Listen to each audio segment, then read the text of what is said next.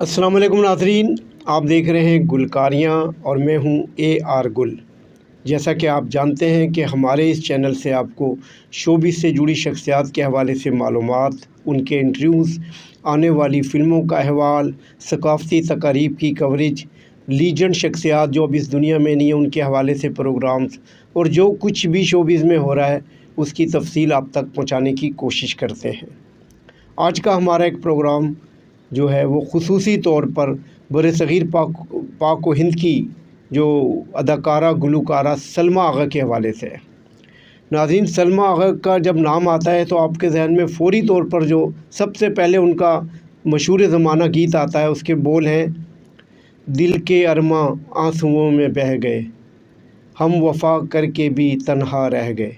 जी नाज़रीन, 80 की दिहाई में जब 80 का दौर था, सलमा आगा की अचानक एंट्री होती है।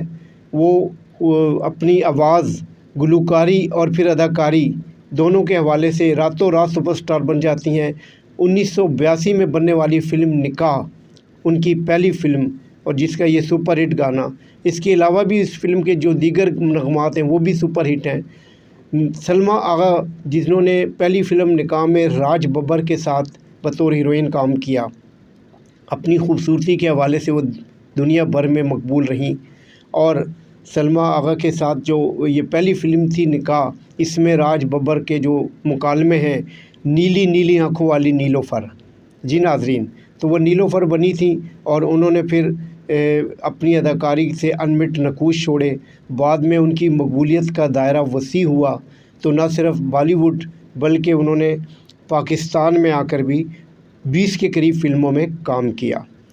तो आज का हमारा टॉपिक सलमा आगा है और जो आर्टिस्टों के जो कदरदान होते हैं, जो उनके परस्तार होते हैं, उनकी ख्वाहिश होती है कि वो ये मालूम करें कि हमारे जो आर्टिस्ट हैं आजकल कहाँ हैं।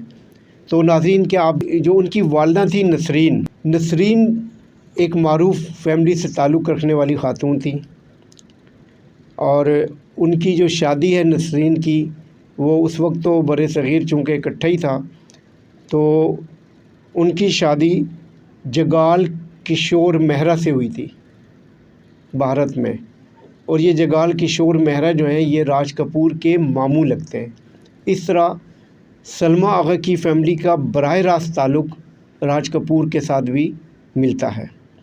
अच्छा, अब उससे भी अगर हम आगे जाएं तो सलमा आगा की जो नानी थी उनका नाम था अनवरी बाई और वो 1930 के दौर की बाकायदा एक अदाकारा थी स्टेज की और कुछ फ़िल्मों में भी शायद उन्होंने, उस वक्त तो मुतकल्लम फ़िल्में नहीं शुरू हुई थी क्योंकि पहली जो बोलती फ़िल्म थी आलम आरा वो 1931 में आई थी, तो उससे पहले की वो अदाकारा थी। उन्होंने स्टेज पे बहुत सारी परफॉर्मेंस दी हैं और जो जिनका मैं भी नाम ले रहा हूँ अनवरी बाई, उनके जो हस्बैंड थे वो थे मौसीकार रफ़ीक गज़नवी। इस तरह सलमा आगा के जो नाना और नानी दोनों का ताल्लुक़ फ़नकार घराने से था। तो जैसा कि मैंने आपको बताया कि सलमा आगा की पहली फ़िल्म निकाह थी जिससे उनको रातों रात मकबूलियत मिली, बतौर गुलकारा भी सुपर हिट हो गई और अदाकारी के मैदान में भी उनका नाम जो है वो चमकने लगा। उसके बाद उन्होंने, उस वक्त उनकी एज सिर्फ 17 साल थी, ये भी आप जहन में रखें कि 17 साल की उम्र में उन्हें शोहरत मिली है। और उसके बाद उन्होंने जो बॉलीवुड की दीगर फ़िल्मों में काम किया उनमें कसम पैदा करने वाले की, बॉबी, फूलन देवी, कोबरा, ऊंचे लोग, पति पत्नी और तवाइफ़, ये सलमा आगा की वो मशहूर ज़माना फ़िल्में हैं। बाद में और भी कई फ़िल्मों में उन्होंने काम किया, लेकिन इब्तदाई जो मकबूल होने के बाद उनको ये फ़िल्में मिली। फ़ाज़िल की फ़िल्म बाज़ार हुस्न, जिसमें उनकी आवाज़ में जो गाना रिकॉर्ड किया गया था, बात छोटी सी फैल कर अफसाना बने, कोई दीवाना बने, इस तरह का ये गाना बहुत मकबूल आम हुआ था। अदाकार नदीम के साथ बाज़ार हुस्न में वो आई थी। जबकि उनकी पाकिस्तान में जो सुपर हिट जोड़ी थी वो अदाकार जावेद शेख के साथ बनी। जावेद शेख के साथ उनकी बहुत सारी फ़िल्में हैं। सलमा आगा की दीगर फ़िल्मों में शेरनी, आखिरी शिकार, नंबर 1, भाभी दियाँ चूड़ियाँ। भाभी दी चूड़ियाँ का मैं आपको बता दूँ कि इसके फ़िल्मसाज अज़ीज़ जहांगीरी थे, जिन्होंने इसको पश्तो वर्जन में द भाभी बंगड़ी ये भी बनाया। और सलमा आगा की जो दूसरी पश्तो फ़िल्म थी उसका नाम था द मोर इंतकाम।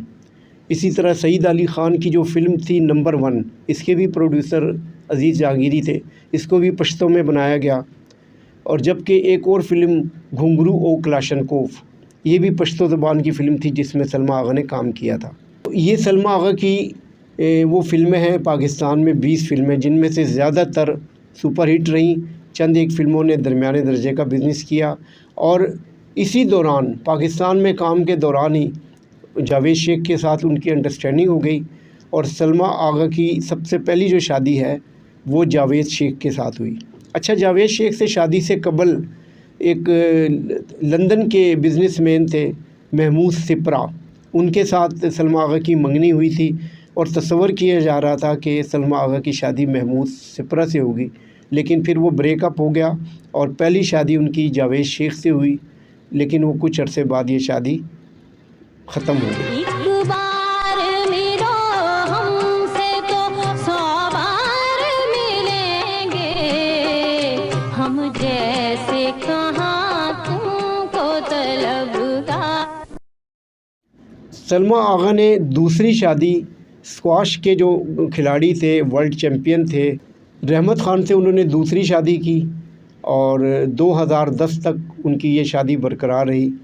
2010 में उन्होंने इनसे अलहदगी इख्तियार कर ली और ये शादी भी ख़त्म हो गई। 2011 में उन्होंने दुबई के एक बिज़नेसमैन हैं मंदर शाह से उन्होंने शादी की थी, जिससे उनकी एक बेटी पैदा हुई जिसका नाम ज़ारा है। और ज़ारा आगा जो है वो ख़ुद भी अब फ़िल्मों का हिस्सा हैं, बॉलीवुड की कुछ फ़िल्मों में उन्होंने काम भी किया है। और ये उनकी एक ही औलाद है, जो एक बेटी है, वो और सलमा आगा इकट्ठी रह रही हैं। ज़ारा आगा जो है, चूँकि उनकी पैदाइश दुबई में हुई थी, लिहाजा उन्हें 2016 में भारत की शहरियत दी गई, जिसके बाद वो शोबिज़ का हिस्सा हैं। अब सवाल ये है कि सलमा आगा और ज़ारा इस वक्त कहाँ हैं? जैसा कि मैंने आपको शुरू में बताया था, तो दोनों माँ बेटियाँ जो हैं इस वक्त वो बम्बई में मुकीम हैं और फ़िल्मों की प्रोडक्शन और इनके जो दूसरे मामलात हैं उनमें वो हिस्सा लेती हैं। बाकायदा तौर पर सलमा आगा किसी फ़िल्म में नहीं आ रही, उनकी यही फ़िल्में जो हैं बड़ी मकबूल रही हैं, जिनके मैंने नाम लिए। तो सलमा आगा की मकबूलियत अब भी बरकरार है, लोग उनको पसंद भी करते हैं। लेकिन बहरहाल वक्त की बात होती है।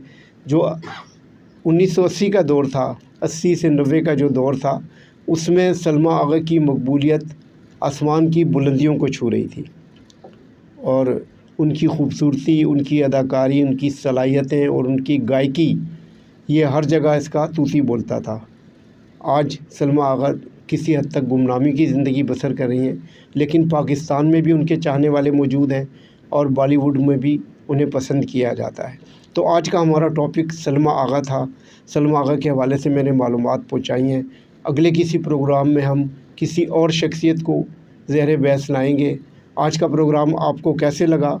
ये जो लोग आप हमारा ये चैनल देख रहे हैं, उनसे मेरी गुजारिश है कि सबसे पहले वो हमारे चैनल को सब्सक्राइब करें, लाइक करें, कमेंट्स बॉक्स में जाकर अपनी राय का इज़हार करें और ये ज़रूर बताएं कि नेक्स्ट अगर हम किसी शख्सियत के हवाले से प्रोग्राम करें तो आपके ख़्याल में कौन आपका पसंदीदा फ़नकार है जिसको हम गुलकारियाँ चैनल के ज़रिए आप तक पहुँचाएँ। इसके साथ ही इजाज़त चाहूँगा। अल्लाह निगहबान।